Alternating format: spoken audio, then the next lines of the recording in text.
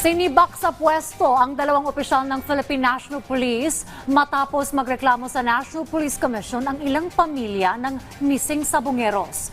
Yan ang ulat ni Ryan Lesigas. Bit-bit ang ilang libong piso. Dumulog kahapon sa National Police Commission o NAPOLCOM ang ilang kaanak ng missing sabongeros. Bahagi umano iyon ng suhol sa kanila para hindi na ituloy ang pagsasampa ng kaso laban sa ilang pulis na akusado.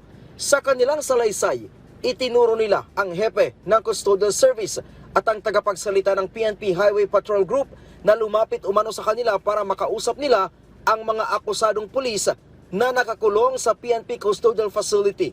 Sinibak na sa pwesto ang dalawang pulis. Batay sa investigasyon, ang tagapagsalita ng PNP HPG umano ang sumundo sa ilang kaanak ng missing sabongero upang ipasok ang mga ito sa loob ng Kampo Krame gamit ang kanyang sariling sasakyan.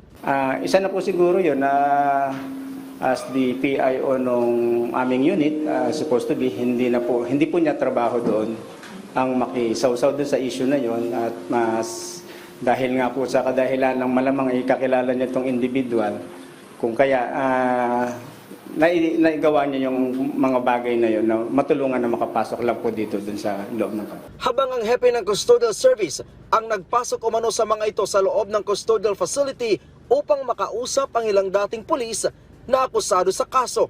Lahat po ng anggulo ay aming iimbestigahan. Batay sa sumbong ng ilang kaanak ng missing sabongero kahapon sa NAPOLCOM, inalok sila ng mga akusado ng 40,000 pisong financial support buwan-buwan kapalit ng hindi pagdalo sa mga hearing sa kaso. Ito ani ang dahilan kung bakit nababawasan ang mga complainant na nagpupursigi sa kaso.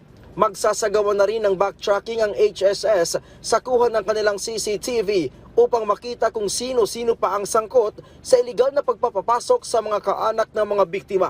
Sa sumbong ng ilang kaanak kahapon sa NAPOLCOM mula 31, 5 complainant na lang ang aktibong dumudulog sa mga pagdinig ng korte. Samantala nasampahan na ng kasong administratibo ang dalawang pulis na kanilang inirereklamo. Nasa 13 dating mga pulis ang kasalukuyang nakakulong ngayon sa PNP Custodial Facility na pawang sangkot sa kaso ng missing sabongeros. Ryan Lesigas para sa Pambansang TV sa Bagong Pilipinas.